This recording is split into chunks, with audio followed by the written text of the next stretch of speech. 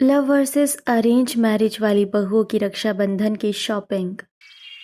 सुबह का समय था। सभी घर वाले एक साथ बैठे हुए थे और बातें कर रहे थे। देखिए जी, मेरे दोनों बेटे अभिषेक और समर अब अपने बिजनेस में एकदम सेटल हो गए हैं।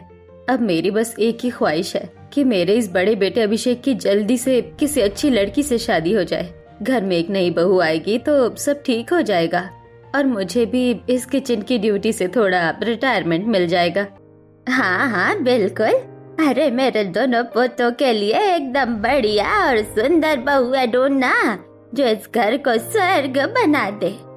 बात तो आप दोनों सही कह रही हैं। तो ठीक है, ऐसा करते हैं कि आज ही किसी अच्छे बिचौलिए से बात करते हैं और अच्छा रिश्ता ढूंढना शुरू करते हैं। क्यों अभिषेक, तुम क्या कहते हो बेटा?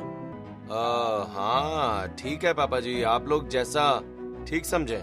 ए नवाब, तू कुछ बोलेगा या तेरे मुंह में दही जमा है? चल बता, तुझे करनी है ना अभी शादी? मॉम रिलैक्स, देख लेंगे शादी वादी का। तो अभी मुझे नहीं करनी शादी, और वैसे भी जब मैं शादी करूंगा ना तो अपनी चॉइस से करूंगा, अपनी मर्जी की लड़की से करूंगा, आपकी चुनी हुई लड़की से नहीं। चुप कर, तेरी शादी मैं अपने मनपसंद की लड़की से करवाऊंगी। अरे वाह डैड, जल्दी से मेरी भाभियों को लाइए ना। जब घर में भाभियां आ जाएंगी तो मैं उनके साथ खूब मौज मस्ती और शॉपिंग करूंगी, मजा ही आ जाएगा। सभी घर वाले बातें कर ही रहे होते हैं कि तभी अभिषेक और समर की बुआ अवंतिका जी अपना सूटकेस लेकर रोते हुए वहां आ जाती हैं। हाय, मैं तो बहुत परेशान हो गई हूँ। अब मैं उस नरक में एक पल भी नहीं रहने वाली। अरे दीदी, क्या हुआ? आप सुबह सुबह से रोते हुए बैग लेकर क्यों आ गई? सब ठीक तो है? अरे तू दूर हट मुझसे, मेरे भाई से बात करने दे। अवंतिका राजीव जी के पास जाकर बैठ जाती हैं।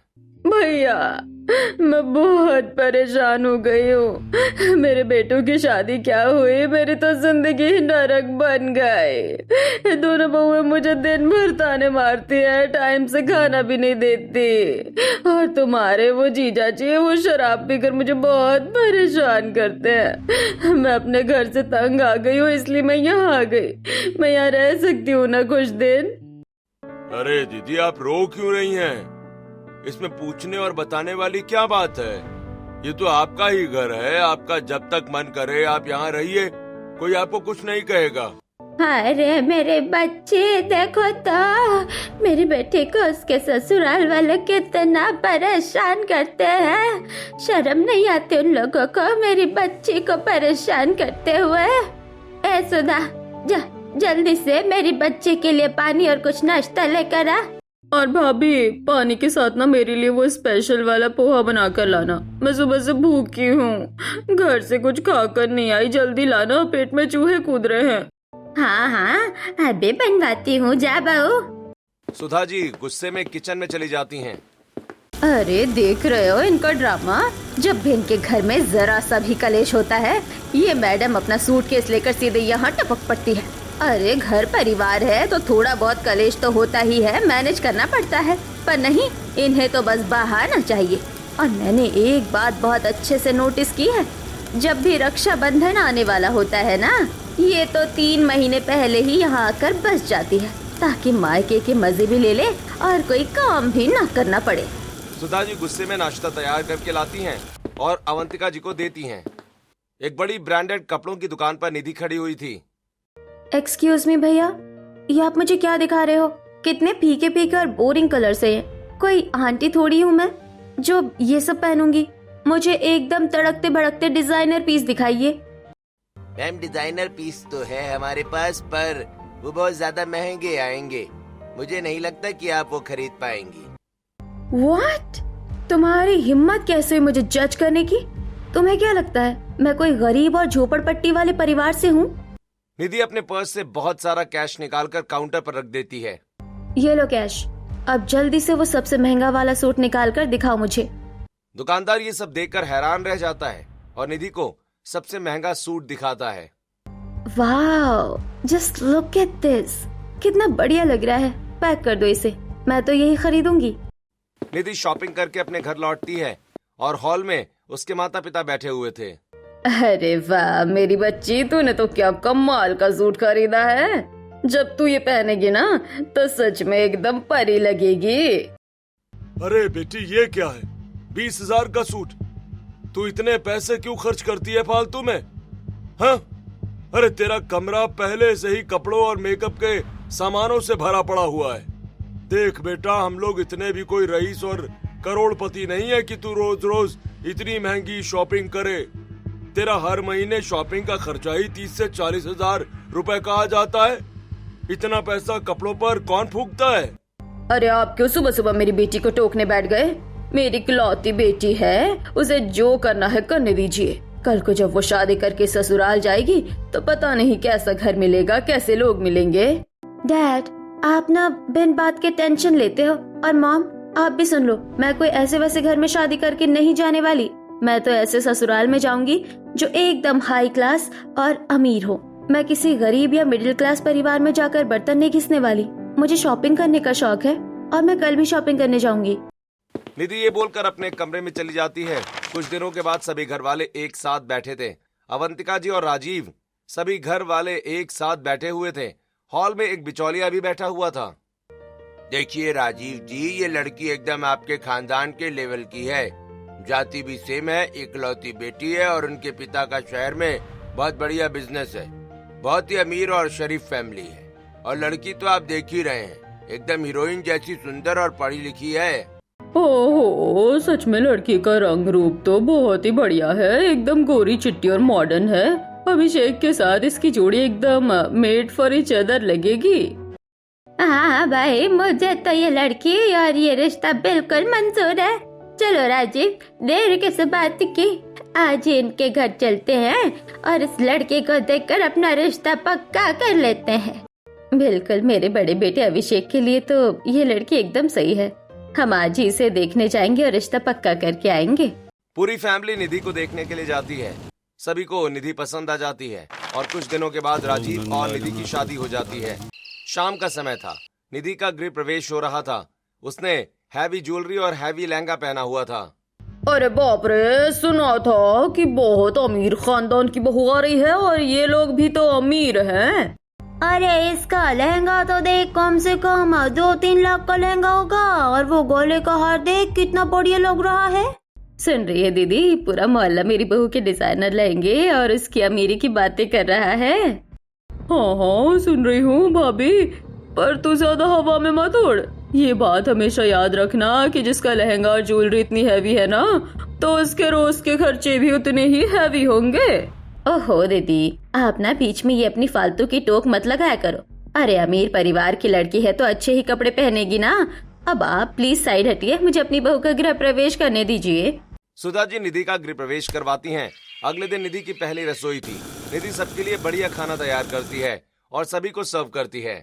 उफ, वाह मेरी बहू, क्या लाजवाब खाना बनाया है। कसम से एकदम 5 स्टार होटल जैसा स्वाद है।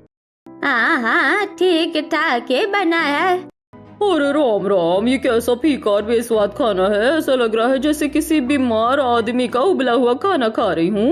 अरे बहू, तुझे सिर्फ अपने चेहरे पर लिपापोती करना आता है या खाना बनाना भी आता है? एक्सक्यूज मी बुआ ji, what do you mean by लिपापोती? मैंने सुबह 6 बजे उठकर इतनी मेहनत से ये खाना बनाया है और आप इसमें नुक्स निकाल रही हैं? हे भगवान, मार डाला रे। देखो देखो इस लड़की की बदतमीजी, घर के बड़ों के सामने कैसी कैची की तरह जबान चला रही है। ए बहू, अपने जबान पर लगाम लगा। नहीं नहीं, इस घर में आई है और अभी से घर के बेटे पर चिल्ला रही है। ये कौन से संस्कार है तेरे? निधि गुस्से में वहाँ से अपने कमरे में चली जाती है। दोपहर का समय हो जाता है। निधि अपना पर्स लेकर कहीं जा रही थी। अरे बहू, कहाँ जा रही है इस वक्त? शाम को तो तेरी मुंह दिखाई की रस्म है ना? यस मॉम, उसी के लिए ही तो जा रही हूँ। मुझे पार्लर से अपना मेकअप करवाना है और रास्ते से एक नई डिजाइनर साड़ी भी खरीदनी है। तभी अवंतिका जी वहाँ आ जाती हैं। नई साड़ी और पार्लर की? भाई, शादी में तेरे बाप ने क्या तुझे बोरियों में लपेट कर भेजा था जो मुंह दिखाई के लिए भी नई साड़ी खरीदनी पड़ रही है? अरे तेरे पास तो पहले से ही इतने कपड़े हैं और ये मेकअप तो तू घर पर भी कर सकती है। फालतू में पैसे क्यों बर्बाद कर रही है? बुआ जी, आप मेरे खर्चों पर नजर रखना बंद कीजिए। मेरी मुंह दिखाई की रस्म है, मुझे सबसे बेस्ट दिखना है। अरे दीदी, आप क्यों उसे हर बात पर टोक रही है? अरे वो अमीर घर से है और वैसे भी हम कौन से गरीब हैं जो अपनी बहू के शौक पूरे ना कर सके। अगर हमारी बहू अच्छे से तैयार होगी तो हमारी ही तो तारीफ होगी ना। निधि वहाँ से चली जाती है। वामिका प्लास्टिक की खराब बोतलों को काटकर बढ़िया फूलदान बना रही थी। तभी उसका छोटा भाई वहाँ आता है। वाह दीदी, आप तो सच में बहुत टैलेंटेड हो। इस कबाड़ की बोतल से आपने इतना सुंदर शोपीस बना दिया। हाँ बेटा, मेरी वामिका तो इस घर की जान है। घर की जिम्मेदारी भी संभालती है और अपना काम भी करती है ये अकेली। अरे मॉम, बस भी करो। चलो अब मुझे ये सारा सामान पैक करने दो। मुझे मार्केट में अपनी स्टॉल भी तो लगानी है। दोपहर का समय था।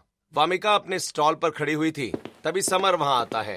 हाय वामिका, और बताओ क्या चल रहा है? वामिका देखो, हमारी दोस्ती को 2-3 साल हो गए हैं। हमने रिलेशन में रहने की भी कोशिश की, पर तुमने मुझे आज तक क्लियर जवाब नहीं दिया। यार, क्या तुम मुझसे शादी करोगी या नहीं? समर देखो, तुम्हें पता है कि मैं एक बहुत ही मिडिल क्लास और गरीब फैमिली से हूँ। मेरा बैकग्राउंड तुम्हारे परिवार जैसा नहीं है और सबसे बड़ी बात, हमारी कास्ट भी अलग है। मैं नहीं चाहती कि मेरा दिल टूटे। मुझे डर लगता है कि कहीं तुम्हारे घर वाले इस रिश्ते के लिए ना माने, इसलिए मैंने आज तक कोई रिप्लाई नहीं दिया। वामिका, मुझे तुम्हारे बैंक बैलेंस या फैमिली बैकग्राउंड से कोई मतलब नहीं है। मैं तुमसे प्यार करता हूँ। बस मुझे ये बताओ कि तुम मुझसे शादी करोगी या नहीं। बाकी घर वालों की टेंशन तुम मुझ पर छोड़ दो। ठीक है समर, मेरी तरफ से हाँ है। तुम अपने घर वालों से बात कर लेना। समर ये सुनकर खुश हो जाता है। अगले दिन सुबह सभी घर वाले हॉल में बैठे थे। निधि सभी को चाय नाश्ता दे रही थी। बड़े बेटे की शादी तो बहुत ही बढ़िया से हो गई। अब मैं सोच रही हूँ कि छोटे नवाब की भी शादी कर ही दूँ। मॉम, अगर आप कहो तो देवर जी के लिए मैं एक बहुत ही अच्छी लड़की ढूंढूं। मेरी एक कजन है, बहुत ही ब्यूटीफुल और मॉडर्न है। हम दोनों हमेशा साथ में ही डिजाइनर शॉपिंग करने जाते हैं। अरे हाँ बहू, अगर तेरी जैसी कोई अच्छी लड़की हो तो बात कर। हाँ बिल्कुल बात कर बेटा। तभी समर वहाँ आता है। उसने ये सब सुन लिया था। सुनिए, माँ भाभी को अपनी किसी कजन से बात करने की कोई जरूरत नहीं है। मैं शादी अपनी मर्जी से करूँगा। ये बात मैंने आपको स्टार्टिंग में ही बोल दी थी। मतलब तू किसी को पसंद करता है? हाँ। समर सभी घर वालों को वामिका के बारे में बताता है। What? ऐसा बिल्कुल नहीं हो सकता। अरे माना वो गरीब है, मुझे उससे प्रॉब्लम नहीं है, पर वो हमारी कास्ट की भी नहीं है। अरे हम क्या कोई सड़क छाप है? हम इस शहर के अमीर खानदानों में से एक है, तो हमारे घर की बहू भी अमीर और अच्छी होनी चाहिए। मैं तो अपनी कजन से ही बात करूंगी देवर जी। नहीं भाभी, आप किसी से बात मत कीजिए। मैं शादी करूंगा तो सिर्फ वामिका से। अरे भाभी, क्या आफत आ गई? अगर वो दूसरी जाति की है तो? अरे आजकल कौन देखता है ये जात पात और गरीबी। हमें तो बस एक अच्छी और समझदार लड़की चाहिए। दीदी एकदम सही कह रही है सुधा। अगर दीदी को लड़की सही लग रही है तो मुझे भी कोई दिक्कत नहीं है। हाँ, जात पात तो हम पुराने लोग भी नहीं देखते आजकल। मॉम, मैंने समर भैया के फोन में उस लड़के की फोटो देखी है। वो सच में बहुत क्यूट है। हमें ये रिश्ता पक्का कर देना चाहिए। तो कर लो तुम सब मिलकर पक्का, मुझसे कुछ मत पूछना। सुधा, जब मेरी दीदी ने कह दिया कि लड़की अच्छी है तो बस बात खत्म। सुधा जी गुस्से में अपने कमरे में चली जाती हैं। इस बुआ ने मेरा पूरा प्लान खराब कर दिया। अगर ये आज बीच में नहीं बोलती तो कल को मेरी कजन इस घर की छोटी बहू बनकर आती। निधि भी गुस्से में बड़बड़ाते हुए वहाँ से चली जाती है। अगले दिन सभी घर वाले एक साथ बैठे हुए थे। तभी वहाँ समर और वामिका आते हैं। दोनों ने शादी कर ली थी। हे भगवान, ये क्या कर दिया तूने समर? मॉम, मैंने कहा था ना कि मैं शादी सिर्फ वामिका से करूंगा। हमने कोर्ट मैरिज कर ली है। कर ली अपनी मनमानी? अरे सबने तुझे सपोर्ट किया, पर तूने अपनी सगी माँ की एक नहीं सुनी। अरे नाक कटवा दी तूने मेरी शहर में। पता नहीं किस खानदान की है। और देखो तो जरा, इसके कपड़े एकदम गरीबों जैसे लग रहे हैं। OMG देवर जी, ये आपने किस भिखारन से शादी कर ली? तभी वहाँ पड़ोसन भी आ जाती है। अरे ये छोटे बेटी की बहू तो बड़ी वाली से भी ज्यादा सुंदर लग रही है। और नहीं तो क्या, इसका रूप एकदम नेचुरल है। बड़ी वाली तो हमेशा 10 किलो मेकअप थोप कर रखती है। आजकल ऐसी सीधी सादी बहुएं कहाँ मिलती है? बस बहुत हो गया ये तमाशा। राजीव जी के चिल्लाते ही सब चुप हो जाते हैं। क्यों मोहल्ले वालों के सामने ड्रामा कर रही हो सुधा? अरे मेरे बेटे ने शादी की है, कोई चोरी या मर्डर नहीं किया है। अब जो हो गया सो हो गया। चुपचाप जाओ और अपनी बहू का गृह प्रवेश करवा। मैं नहीं कर रही किसी का गृह प्रवेश। मैं इस सड़क छाप लड़की को अपने घर की बहू बिल्कुल नहीं मानती। अरे तो मत मान, तेरे मानने ना मानने से क्या होता है, शादी तो हो गई ना। लड़की तो एकदम सुशील और प्यारी लग रही है। इस घर की बेटी मैं हूँ, मैं करवाऊंगी अपनी छोटी बहू का गृह प्रवेश। हाँ, मैं आटे के थाली लाती हूँ। गंगा देवी और अवंतिका मिलकर वामिका का गृह प्रवेश करवाती हैं। रात हो जाती है। निधि हॉल में बैठकर रो रही थी, तभी सुधा जी उसके पास आती हैं। क्या हुआ बहू, तू ऐसे क्यों रो रही है? मॉम, मैंने तो सोचा था कि मेरी कजन रिया इस घर की देवरानी बनकर आएगी, हम दोनों खूब मस्ती करेंगे, पर इस मोटी बुआ की वजह से सारा प्लान चौपट हो गया। तो तू उस बुआ जी को छोड़ना मत देख बहू, मैं तो अपनी ननद को कुछ बोल नहीं सकती, वरना तेरे ससुर जी मुझ पर चिल्लाएंगे। पर तू तो इस घर की नई और लाडली बहू है ना, तो उसे ताने मारना, वो दिन भर इसी घर में पड़ी रहती है और फ्री की रोटियां तोड़ती है। तू अपनी सारी खुन्नस उसी पर निकाल, समझे? You are right mom. देखिए मैं उस बुआ का इस घर में रहना कैसे हराम करती हूँ। सुधा जी खुश होकर वहाँ से चली जाती हैं। अगले दिन सुबह अवंतिका हॉल में बैठकर नाश्ता कर रही थी। वामिका किचन में खाना बना रही थी, तभी निधि हॉल में आती है। सीरियसली, कुछ लोग तो ना इस घर में एकदम भैंस की तरह पड़े रहते हैं, काम धाम कुछ करना नहीं है, बस सारा दिन दूसरों के घर का राशन ठूसते रहना है। ये तो किसे भैंस बोल रही है? बुआ जी, आपको क्यों बुरा लग रहा है? मैंने आपका नाम लिया क्या? मैं तो ऐसे ही खुद से जनरली बात कर रही थी। ओ हेलो, ये अपनी फालतू की इंग्लिश और चालाकी ना अपने मायके में दिखाना। मुझे सब पता है तू क्या भुनभुना रही है। ये जो तू हवा में ताने मार रही है ना, अगली बार मारेगी तो यही पराठा तेरे मुंह पर चिपका दूंगी। निधि घबराकर वहाँ से चली जाती है। शाम हो जाती है। वामिका की मुंह दिखाई की रस्म चल रही थी। अरे सुधा, कहाँ है तेरी ये लव मैरिज वाली बहू? कब से वेट कर रहे हैं। तभी वामिका वहाँ आती है। उसने नॉर्मल मेकअप किया था और एक सिंपल साड़ी पहनी हुई थी। अरे देखो तो, अमीर खानदान की बहू है और बिल्कुल भी तैयार होकर नहीं आई। आंटी जी, मुझे ना ये फालतू का दिखावा करना बिल्कुल पसंद नहीं है, और वैसे भी इंसान की इज्जत उसके कपड़ों या जेवर से नहीं, उसके नेचर से होती है। कहने को तो मेरे पास भी हैवी ज्वेलरी रखी है, पर मुझे ये सब पहनना बकवास लगता है। अरे वाह, क्या बात कही है। सभी वामिका की तारीफ करने लगते हैं। मॉम, देख रही है इसका ड्रामा? कितनी चालाकी से झूठ बोल रही है, ड्रामा कर रही है ये। रात का समय हो जाता है। निधि और अभिषेक अपने कमरे में थे। पतिदेव, मुझे आपसे एक जरूरी बात करनी है। हाँ निधि, बोलो, क्या हुआ? देखिए, मुझे नहीं पता पहले क्या होता था, पर अब आप जो भी पैसे कमाते हैं, अपनी जो भी सैलरी है, वो आप मॉम को क्यों देते हैं? अब से आप अपने सारे पैसे सिर्फ मुझे दिया करेंगे। अरे निधि, मॉम थोड़ा घर का खर्च निकाल कर बाकी पैसों की बचत कर लेती हैं, इसलिए मैं उन्हें दे देता हूँ। मुझे नहीं पता, अब से आप सारी सैलरी मुझे दिया करोगे। ठीक है, तुम क्यों इतना हाइपर हो रही हो? मैं कल से सारे पैसे तुम्हें ही दे दिया करूँगा, ओके? अगली सुबह वामिका घर के काम कर रही थी और निधि हॉल में बैठी हुई थी। ए बहू, सावन के सोमवार आने वाले हैं, मैं तो जा रही हूँ बाजार अपने लिए शॉपिंग करने। कौन कौन चल रहा है मेरे साथ?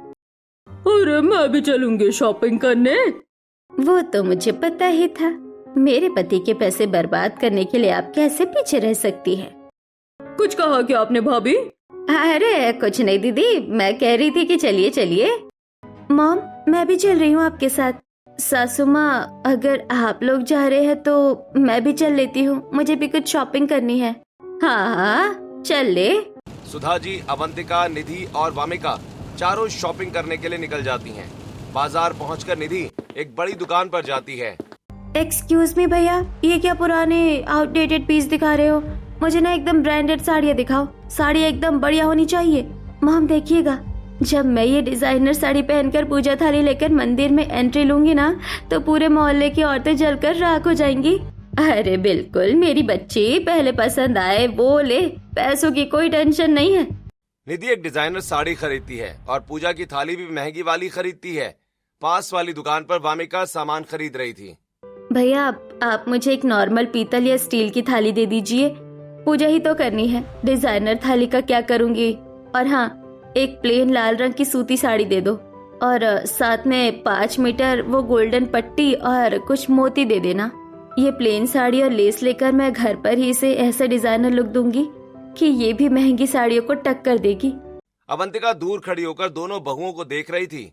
अरे ओ भाभी, जरा आंखें खोल कर देख अपनी दोनों बहुओं को। निधि तो पानी की तरह तेरे बेटे का पैसा बहा रही है और वामिका को देख, बेचारी 500 की साड़ी और लेस खरीद कर पैसे बचा रही है ताकि घर में डिजाइनर साड़ी बना सके।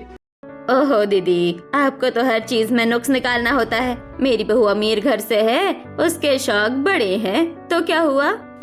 तभी निधि वहाँ आ जाती है। उसने बुआ जी की बात सुन ली थी।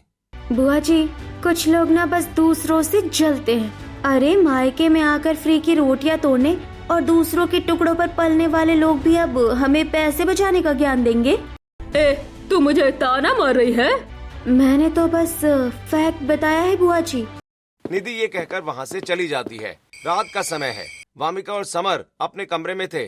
समर, मैं सोच रही थी कि मैं घर का सारा काम तो कर ही लेती हूँ, पर मेरे पास जो एक्स्ट्रा टाइम बचता है उसमें मैं वापस अपना फ्रीलांस काम शुरू कर दूं। अरे वामिका, उसकी क्या जरूरत है? मैं तुम्हें हर महीने पैसे देता तो हूँ। अरे बाबा, मैं जानती हूँ तुम मुझे पैसे देते हो, पर जो मेरे थोड़े बहुत अपने एक्स्ट्रा खर्चे होते हैं, मैं उनके लिए तुमसे क्यों पैसे मांगू? मैं खुद कमा सकती हूँ ना। तुम बस मुझे एक अच्छा सा लैपटॉप ला दो। ठीक है, मैं कल ही तुम्हें लैपटॉप ला दूंगा। अवंतिका जी ने दरवाजे के बाहर खड़े होकर ये सब सुन लिया था। वो तुरंत हॉल में आती हैं, जहाँ सभी घर वाले बैठे होते हैं। अरे ओ भैया, अरे ओ भाभी, जरा सुनो। वामिका बोल रही थी कि वो घर बैठकर ही काम करेगी अपने खुद के खर्चे के लिए। क्या बढ़िया सोच है उसकी। और हमारी ये निधि है जो बस पैसे बर्बाद करती है घर बैठकर। इस बुआ को तो मैं ऐसा सबक सिखाऊंगी कि ये जिंदगी भर याद रखेगी। अवंतिका जी वहाँ से चली जाती हैं। अगले दिन सावन का पहला सोमवार था। वामिका और निधि दोनों मंदिर जा रही थीं। वामिका ने अपनी डिजाइन की हुई साड़ी पहनी थी और निधि ने अपनी डिजाइनर साड़ी पहनी थी। अरे वाह, ये बड़ी बहू निधि तो एकदम स्वर्ग की अप्सरा लग रही है और छोटी वाली वामिका भी अच्छी लग रही है, पर बड़ी बहू आज कुछ ज्यादा ही अच्छी लग रही है। निधि बहुत खुश हो जाती है। निधि मंदिर में आकर पूजा करने लगती है। मंदिर में काफी भीड़ थी और इसी भीड़ में निधि की साड़ी दीपक से जल जाती है। शिट, मेरी इतनी महंगी साड़ी ये पूरी खराब हो गई और मेरी सिल्वर की थाली भी गिर गई। जेठानी जी, आप ठीक तो है ना? देखिए, इसीलिए मैंने अपनी साड़ी घर पर ही डिजाइन की थी। मंदिर में इतनी भीड़ भाड़ होती है, इतनी हैवी और महंगी साड़ी संभालना बहुत मुश्किल होता है। पूजा पाठ में हमेशा थोड़े सिंपल कपड़े ही पहनने चाहिए। ओह हेलो, मुझे ज्ञान देने की कोई जरूरत नहीं है। मैं कोई तुम्हारी तरह गवाह नहीं हूँ जो 500 की साड़ी पहनकर आ जाऊँ। मुझे फैशन और स्टेटस की समझ है। निधि ये बोलकर वहाँ से चली जाती है। अगले दिन दोपहर का समय था। घर में समर, राजीव कोई नहीं था। तभी सुधा जी हड़बड़ाकर निधि के पास जाती हैं। अरे बहू सुनना, मुझे अर्जेंटली कुछ कैश की जरूरत है। मुझे कुछ सामान लेना है और मेरे पर्स में कैश खत्म हो गया है। तेरे पास तो कैश होगा ना? तू दे दे मुझे। ओहो मॉम, मेरे पास कैश कहाँ है? मेरे पास बिल्कुल भी कैश नहीं है। I am so sorry. अच्छा ठीक है। सुधा जी दुखी होकर हॉल में आ जाती हैं। तभी वामिका उनके पास आती है और वो उन्हें कैश देती है। सासू माँ, ये लीजिए कैश, अगर और चाहिए हो तो बता देना। सुधा कैश लेकर मार्केट चली जाती हैं। जब वो मार्केट से लौटती हैं तो देखती हैं कि निधि अपने कमरे में अपनी तिजोरी में कैश रख रही थी। हे भगवान, इसके पास तो इतना सारा कैश रखा है, फिर इसने मुझसे झूठ क्यों बोला कि इसे अपनी सास को पैसे देने में मौत आ रही थी? अगले दिन सुधा दोनों बहुओं को अपने पास बुलाती हैं। ए बहुओं, कुछ दिनों बाद रक्षाबंधन है। तुम दोनों शॉपिंग करने जा रही हो ना?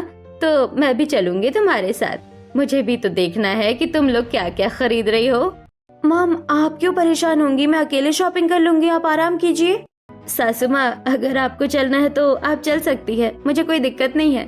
ठीक है, आओ तुम दोनों। निधि शॉपिंग करने के लिए जाने लगती है। वामिका भी जाने लगती है कि तभी अवंतिका वहां आ जाती हैं। अरे मेरी बहू अकेली कहाँ जा रही है? चल, मैं भी चल रही हूँ तेरे साथ। मुझे भी तो देखना है कि तू अपने बाप भाई के लिए क्या खरीदती है। बुआ जी आप क्यों मेरे पीछे पड़ गई है? निधि के साथ अवंतिका भी शॉपिंग के लिए चली जाती हैं और वामिका अकेले ही शॉपिंग के लिए चली जाती है। भैया मुझे अपने भाई के लिए एकदम प्योर गोल्ड की राखी दिखाइए और मेरे लिए एक डिजाइनर नेकलेस भी। ओहो, अपने भाई के लिए तो सोने की राखी खरीदी जा रही है और खुद के लिए डिजाइनर सेट। वाह! अच्छा ये बता, मेरी बेटी भी आ रही है रक्षाबंधन पर और तेरी ननंद सिमरन भी तो अभिषेक को राखी बांधेगी, तो तूने उन दोनों के लिए क्या खरीदा है? हाँ हाँ ले लूंगी उनके लिए भी कुछ। निधि अपना सामान खरीदकर एक नॉर्मल दुकान पर पहुंचती है। भैया वो जो 500-600 वाली कुर्तियों की सेल लगी है ना, उसमें से कोई भी 2 रंग की कुर्तियां पैक कर दो, एक ननंद के लिए और एक इनकी बेटी के लिए। ये क्या है? अपने भाई के लिए सोने की राखी और हमारी बेटियों के लिए ये सड़क छाप के कपड़े? शर्म नहीं आती तुझे? एक्सक्यूज मी बुआ जी, ये कपड़े बहुत अच्छे हैं, आप मुझे मत सिखाइए कि मुझे क्या खरीदना है और क्या नहीं, और आप जाइए यहाँ से, मेरा दिमाग मत खराब कीजिए। निधि बुआ जी को बेइज्जत करके वहां से भगा देती है। अवंतिका बुआ गुस्से में बड़बड़ाते हुए वहां से चली जाती हैं। तभी रास्ते में उन्हें वामिका मिल जाती है। अरे वामिका बेटा, तूने क्या क्या खरीदा? जरा दिखा तो अपनी इस बुआ सास को। हाँ बुआ जी देखिए ना, मैंने अपने भाई के लिए ये बहुत ही सुंदर सी चांदी की राखी ली है और अपने लिए एक डिजाइनर साड़ी, और बुआ जी ये देखिए सिमरन के लिए मैंने ये गोल्ड का नेकलेस बनवाया है। जब वो समर को राखी बांधेंगी ना तो मैं उसे ये सरप्राइज दूंगी। और हाँ, मैंने आपकी बेटी के लिए भी ये खूबसूरत सा डिजाइनर सूट और प्यारे से झुमके लिए हैं। अरे वाह मेरी बच्ची, ये तो बहुत ही सुंदर है। तूने तो दिल जीत लिया मेरा। कुछ देर के बाद निधि, वामिका, अवंतिका वापस घर आ जाती हैं। निधि सुधा जी को अपनी शॉपिंग का सामान दिखा रही थी। अरे भाभी जरा आंखें खोल कर देखो कि असली खजाना कौन लाया है। ये देखो, ये तुम्हारी अमीर बहू अपने भाई के लिए तो सोने की राखी लाई है, पर तुम्हारी बेटी के लिए और मेरी बेटी के लिए सड़क छाप कुर्तियाँ लाई है। और अब इसे देखो, इस वामिका ने अपने भाई के लिए तो सिर्फ चांदी की राखी ली, पर अपनी ननंद के लिए सोने का नेकलेस और मेरी बेटी के लिए डिजाइनर सूट और झुमके लाई है। अब बताओ भाभी, किस बहू की शॉपिंग अच्छी है? निधि ये क्या किया तूने? मेरी बेटी के लिए ये पोछे जैसे कपड़े क्यों खरीदे? मॉम प्लीज, मेरी मर्जी, मेरे पति के पैसे हैं, मैं कुछ भी खरीदूं। और वैसे भी मैं अपनी ननंद और बुआ की बेटी के लिए हैवी डिजाइनर कपड़े क्यों खरीदूं? मैं तो अपने भाई बहन के लिए ही बेस्ट चीजें खरीदूंगी ना। बस कर महारानी, यशोदा सुन रही है तू अपनी लाडली बहू की बातें? मैं तो बहुत दिनों से नोट कर रही हूँ, ये तेरे बड़े बेटे के सारे पैसे शॉपिंग में उड़ा देती है। कल ही अभिषेक इससे पैसे मांग रहा था और ये कह रही थी मेरे पास कुछ नहीं है।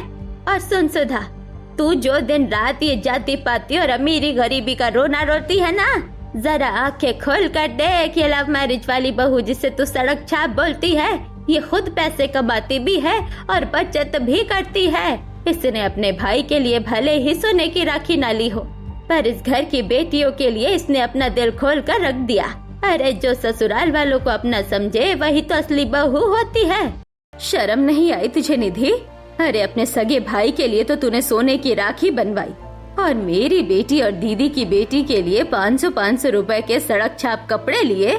मॉम वो मेरा मतलब वो नहीं था। शट अप, मुझे कोई बकवास नहीं सुननी। आज मेरी आंखें खुल गई है कि तू सिर्फ पैसों से अमीर है, पर तेरी सोच एकदम चीप है। वामिका बेटा मुझे माफ कर दे, मैं सच में अंधी हो गई थी। मैं तुझे कितना उल्टा सीधा सुनाती थी, पर आज तूने मेरा दिल जीत लिया। तूने साबित कर दिया कि असली बहू वो है जो ससुराल वालों को अपना परिवार माने। तू सच में मेरे घर की लक्ष्मी है। शोर शराबा सुनकर बाकी घर वाले भी वहाँ पहुँच जाते हैं। अरे क्या हो रहा है भाई? ये सब इतना शोर क्यों मच रहा है घर में? अरे भैया, तू अपनी अरेंज मैरिज वाली महारानी बहू से पूछ कि ये क्या क्या गुल खिला रही है। अरे पूरे घर का पैसा शॉपिंग में उड़ा रही है और जब मैं इसे रोकती हूँ तो मुझे छुप छुप कर ताने मारती है। What? निधि तुम्हारी हिम्मत कैसे हुई बुआ जी से ऐसे बात करने की? ओ हेलो, आप सब मुझ पर क्यों चढ़ रहे हैं? अभिषेक, मैंने अपनी मर्जी से बुआ जी को ताने नहीं मारे।